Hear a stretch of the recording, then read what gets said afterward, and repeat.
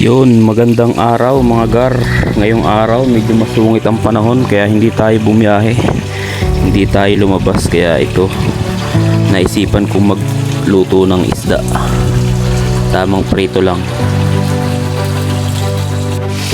At yun na mga gar, are, luto na ang ating pritong isda. Naku po, pagkasarap nito.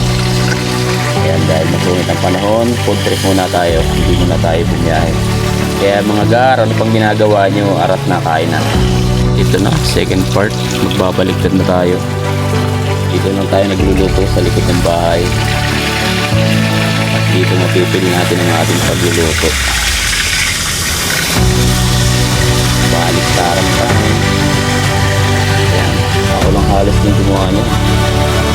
Made in the Philippines.